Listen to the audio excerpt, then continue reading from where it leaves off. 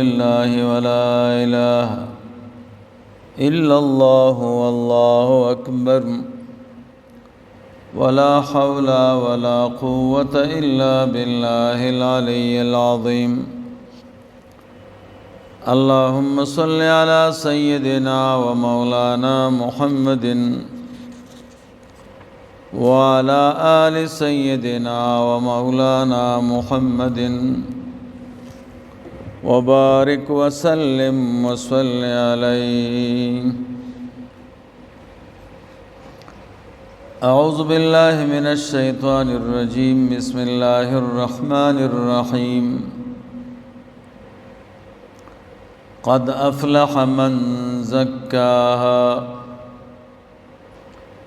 وقد خاب من دساها. صدق الله مولانا العظيم وصدق رسوله النبي الكريم الأمين.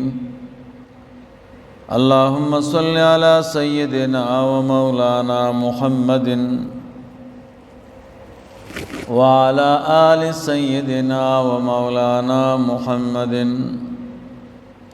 وبارك وسلم وصل عليه.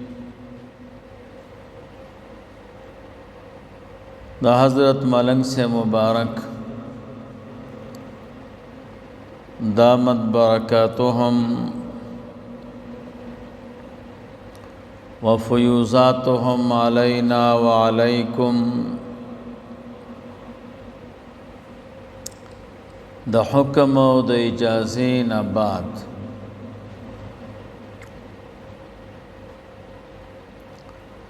زمونگ استاسو بحث روان دے د مکتوبات شریف شپږویشتم نمبر مکتوب کې نننې درس مو د دې مکتوب په اخرنۍ حصہ کې ده. اول بد دغه حصے آسان او لفظی ترجمه کو بیا دغه مکتوب کې غټه خبرې سلور دي. هغه سلور خبرو متعلق بدرتا لګ بحث وکم.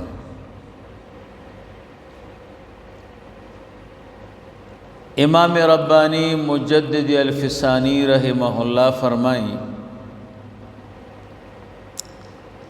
والعروج الى حضرت ذات لا يتصور الا بالسیر الاجمالی فی الصفات والاعتبارات.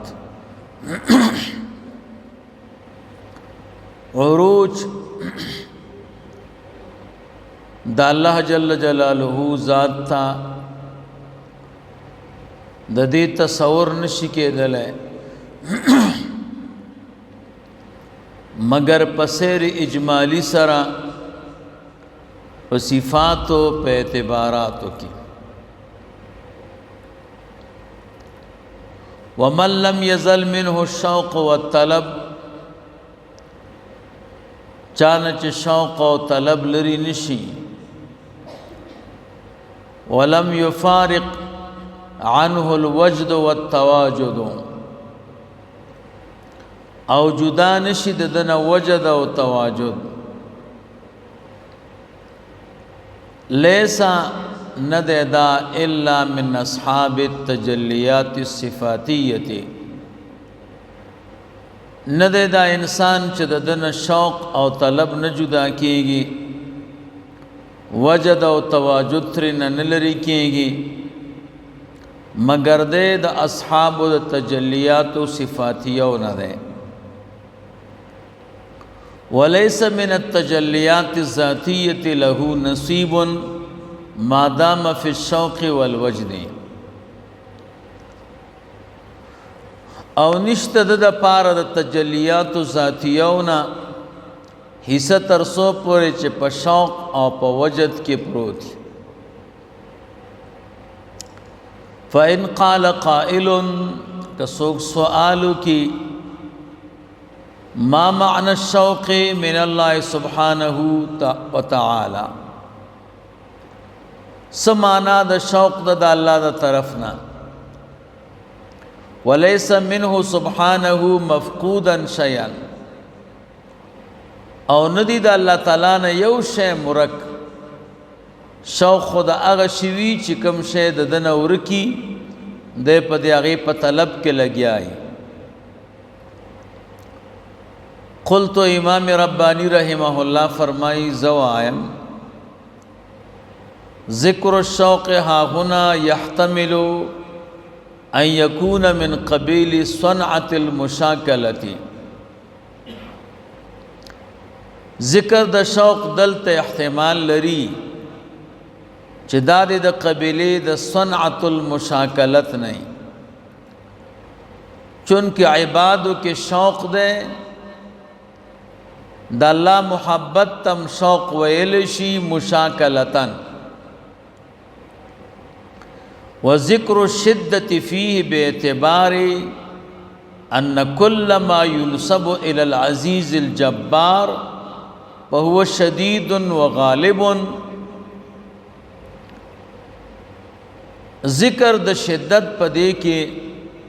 پدے اعتبار دے چې د کوم شي نسبت کولې شي عزیز جبار ذات تا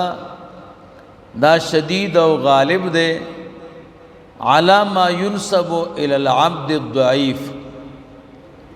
پا اغبانی چې دا غي نسبت کولې شي کمزوری بنده تا امام ربانی رحمہ اللہ فرمائی حاضر الجواب علی طریق العلماء دا جواب پر طریقہ دا علماء دے وللعبد الضعیف فی جوابه وجوہ اخر زان دا پارا یادئی چی زما کمزوری بندہ دا پارا دا دے پا جواب کی نور وجوہات امشتا تناسب طریقت الصوفیہ چی مناسب دا طریقی دا صوفی سردی ولیکن تلک الاجوبتا تقتضی نحو من السکر لیکن دغ جوابون تقاضان کئی دا یو نوع دا سکرنا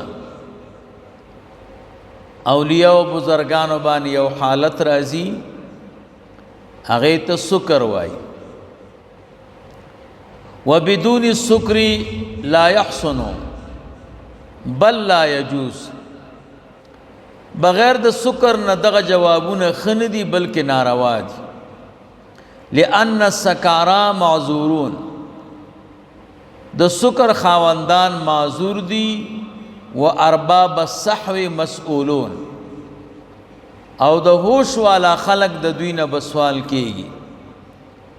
وحالی الان الصحو الصرف اس زما حال خالص ہوش دے سکر نہ دے فلا یلیق بحالی ذکرها نو لائق ندی پا حال زما بانی ذکر دا دغی جوابونو چا دا اہل سکر سر متعلق دی حازا دق خبر زما یادکا از دے کا الحمدللہ اولا و آخرا سناد اللہ لر اولا ہم و آخرا ہم والصلاة والسلام على نبیه دائما و سرمدن صلاة و سلام دیوی پا پیغمبر دی اللہ بانے ہمیشہ دا دی عبارت لفظی او آسان ترجمہ